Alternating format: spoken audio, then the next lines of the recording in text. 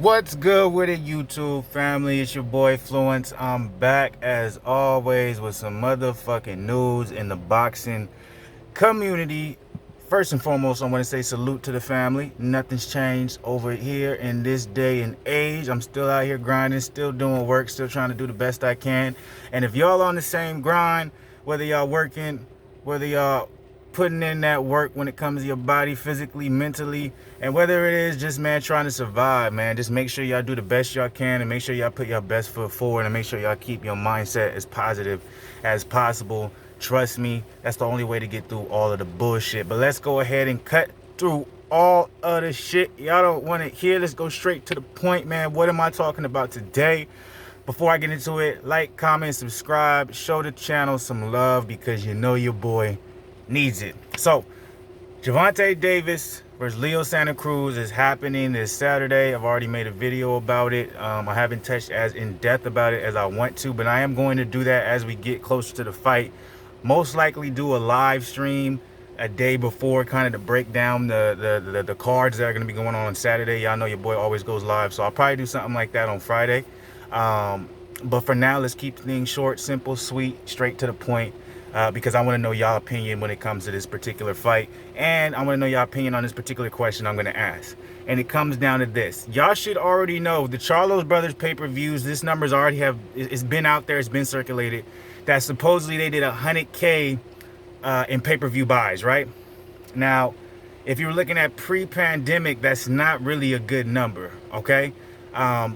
And also, if you want to think about Charlos pay-per-views, I believe this is their first pay-per-view, if I'm correct. If I'm wrong, y'all correct me. But for it being in the situation that we are in, 100K is actually not a bad number. Now, Bob Arum say from what he heard it did 50.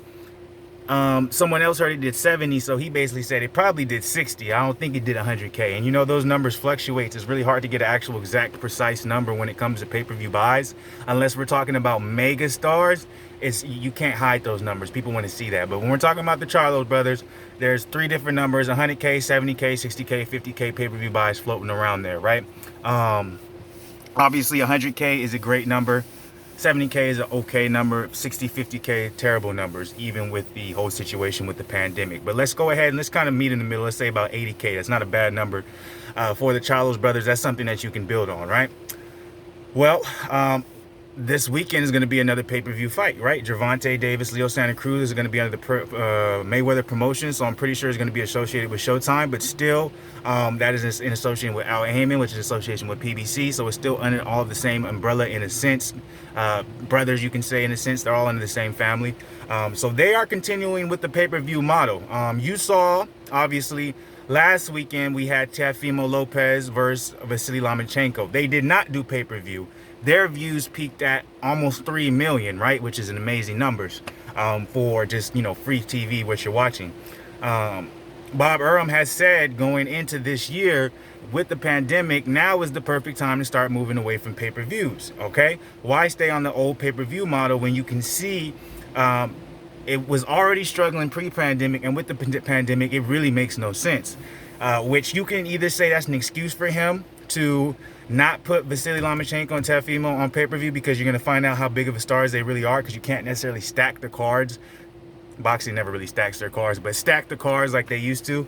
You got to kind of be limited with who's on the pay-per-view, so it's really going to be about that main drawing power of the main event for when it comes to who's going to buy the pay-per-views. That's why I think that number for the Charles brothers is good, because you had two draws. You had both of the Charles brothers, and they both were fighting formidable opponents where everyone just wanted to see Loma and Teofimo fight. So how many people would buy that in comparison?